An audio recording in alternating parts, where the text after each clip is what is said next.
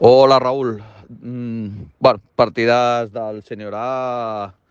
5-0, crec que el resultat ho diu bastant tot i que